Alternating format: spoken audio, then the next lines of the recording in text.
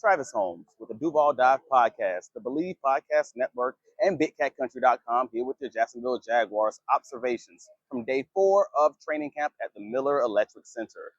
The Jaguars had a pretty toned down day today on Sunday after the competitive day with the defense on yesterday's practice. They had a lot of talking and teaching sessions for about the first 6 sessions, and then a few special teams periods after that. Once the action did begin in the 7-on-7 and 11-on-11 periods, cornerback Jordan Lewis had another dominant day. Like he just did. He had multiple pass breakups to stack on top of his 4 or 5 pass breakups that he had in yesterday's practice. He had an amazing diving pass breakup with Austin Trammell as the intended receiver. I believe that one was from Nick Mullins. It was also a pretty good day for Joshua Cephas. He ended up having 2 intermediate catches, I believe it was.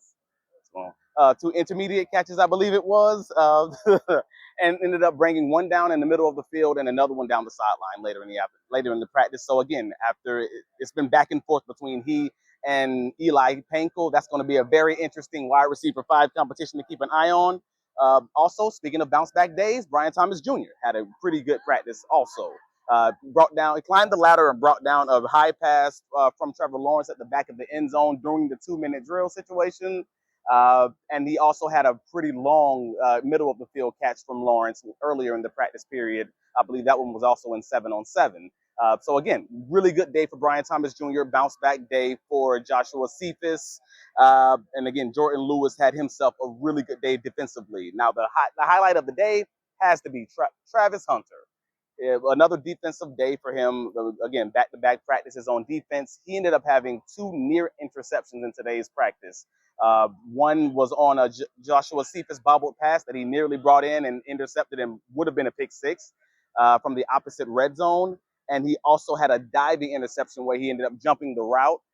And if he would have caught it, again, it might have been a pick 6. So it's going to be hard to keep him off the field if he continues playing in that way. But again, he's a magnet towards the football, and it just seems to find him no matter where he is. Overall, Trevor Lawrence had himself a really solid day. Again, nothing to write home about, again, for a talking and teaching session, but nevertheless, it was a very accurate day for him. He had 1 underthrown pass to Brian Thomas Jr. on a longer one that likely was a blown dead play because it would have been a sack from Joshua Hines-Allen. But overall, again, really solid day. The team does bring out the pads on Monday. So keep it locked in on BigCatCountry.com. We'll have the full post-practice write-up. Keep it locked in on the Duval podcast, and go Jags.